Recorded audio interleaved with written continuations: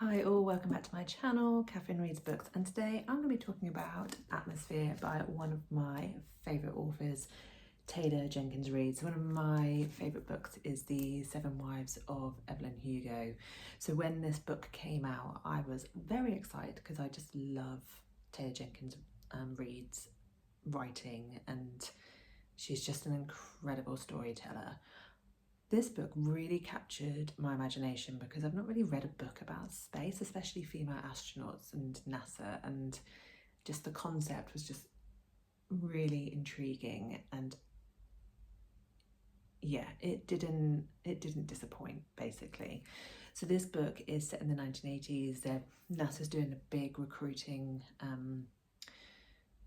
basically for new astronauts. And obviously it's mainly male driven, but they are getting more women in, and that's where Joan comes in. She's an astrophysics professor, and she starts training and meeting a group of friends along the way. And obviously they're all really competitive. They're all trying to be the first, especially the females, they're trying to be the first females in space and try and lead and pave the way for future female astronauts and try and prove their worth basically in a very male dominated time in the world, let alone in the space world. And Joan meets friends along the way, like I just said. So she meets Hank, who's like a Top Gun pilot, and he's got an incredible character, and he's a bit like a Labrador puppy is kind of how I would imagine him, a handsome Labrador puppy. And he falls in love with Donna, who's a very good friend of Joan's. And then there's also Lydia. Let's talk about Lydia and Joan's relationship. So they fall in love with each other, and obviously in the 1980s that's not called for, let alone in the NASA world, and it's very frowned upon. And they have a relationship which is a bit of a slow burner, but it becomes very passionate, very entwined in each other's lives.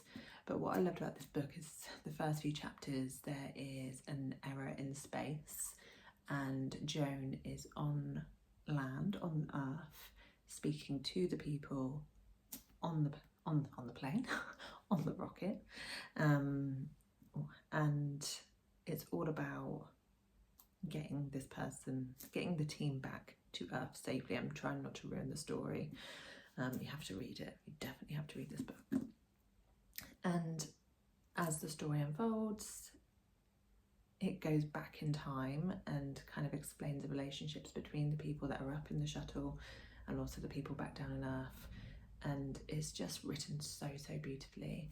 This book at the end, obviously I'm not going to ruin it, but had me in tears. And not many books get me crying, but this book, I literally closed it, and just like the end, the last few pages, I was just like, oh Taylor, that was mean. That was really mean. But if you've read any of Taylor's books, I would highly recommend reading. If you've not read any of her books, I would definitely start with The 7 Husbands of Evelyn Hugo. Sorry, not wives. That'd be a very different story. First, just because I think that book is just incredible and it's stuck with me. But I highly recommend this book. It's really unusual, really different for a romance book. I loved the ending. I loved the middle and beginning, to be fair. But yeah, I think this book is incredible. And the fact that I think the beginning, she said that she wrote this book for her daughter because she was watching the stars with her daughter, and she really wants to encourage her daughter to reach further than most women have done before. So I think that is just a beautiful concept for a story. So yeah, I do recommend this book. I'd love to know your thoughts on it if you've read it or you're going to read it.